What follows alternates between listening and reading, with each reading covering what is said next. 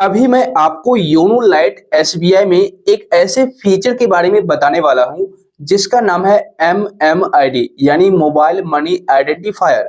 अब ये फीचर है क्या, कैसे काम करती है, आप इस फीचर को किस तरीके से यूज में ला सकते हैं, इसके रिगार्डिंग मैं आपको इस वीडियो में पूरी डिटेल में जानकारी देने वाला हूं। वैसे मैं आपको बता दूं, यह फीचर काफी काम का है और आपको काफी ज्यादा मदद मिलेगी इस फीचर को यूज करने पर।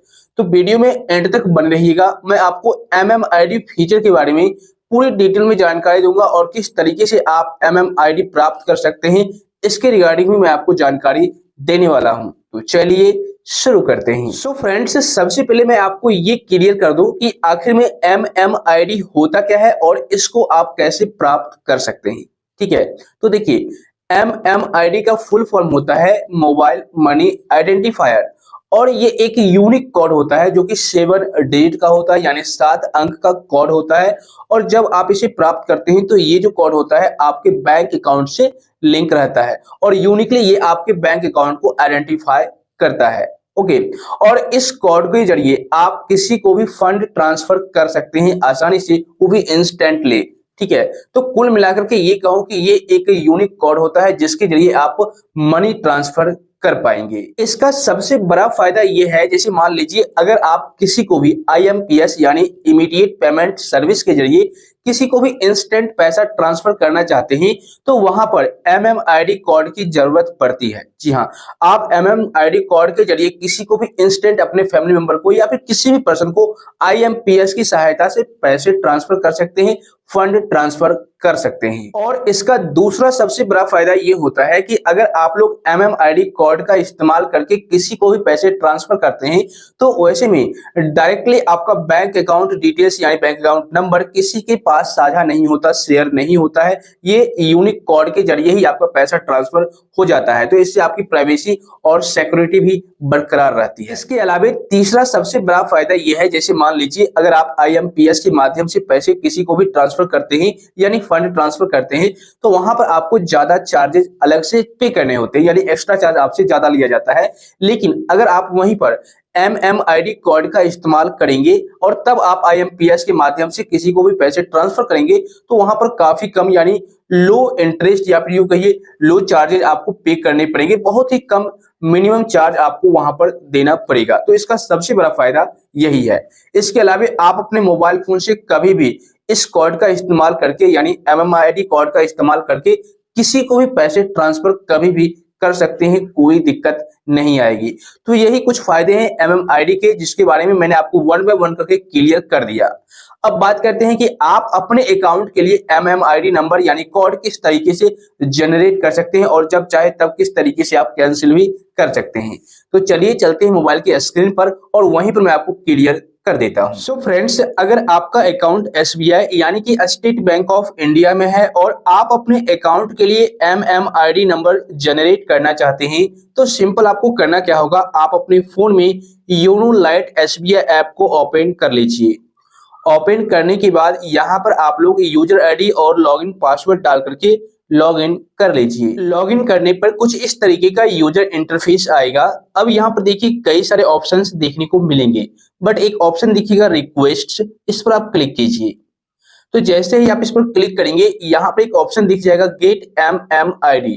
तो आपको सिंपल करना क्या है, अपने अकाउंट का एमएमआईडी प्राप्त करने के लिए गेट एमएमआईडी पर क्लिक करना है। तो जैसे ही आप इस पर क्लिक करेंगे आपको अपना अकाउंट सेलेक्ट करना है। ठीक है, उसके बाद गेट एमएमआईडी पर क्लिक करना है। तो जैसे ही आप इस पर क्लिक करेंगे तो आपका एमएमआईडी नंबर यानी कोड जनरेट हो जाएगा। देखिए MMID for the account number इतना इज ये मैंने ब्लर कर रखा है MMID number. You can use this MMID to receiving money through IMPS mobile number and MMID mode using digital channels. मतलब कि यहाँ पर ये बताया गया है कि आप आईएमपीएस के माध्यम से एमएमआईडी को यूज कर सकते हैं मनी रिसीव करने के लिए। ओके, तो यहाँ पर आपका एमएमआईडी नंबर जनरेट हो चुका है। अब यहाँ पर मान लीजिए कभी भी आपको किसी को पैसे ट्रांसफर करना हो या रिसीव करना हो तो आप एमएमआईडी का यूज कर सकते हैं।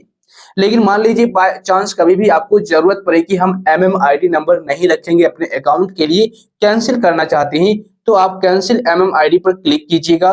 ठीक है, फिर से अकाउंट सेलेक्ट कर लीजिएगा और यहाँ पर कैंसिल MMID का ऑप्शन दिखेगा और यस कर दीजिएगा। देखिए, मैं तो आपको जरूर सजेस्ट करूंगा कि आप लोग MMID नंबर जनरेट करके रखें, ठीक है। इससे आपको फायदा होगा, आपकी प्राइवेसी और सिक्योरिटी बरकरार रहेगी। क्योंकि अगर आपसे कोई भी ये बोलता है कि आप अपना MMID नंबर दीजिए, मैं आपको पैसे ट्रांसफर करूंगा IMPS के माध्यम से, तो वहां पर सिर्फ आपको अपना MMID कोड बताना है और आपको अपना मोबाइल नंबर बताना है, ना कि आपको अपना अकाउंट नंबर वगैरह या IFSC कोड बताना पड़ेगा।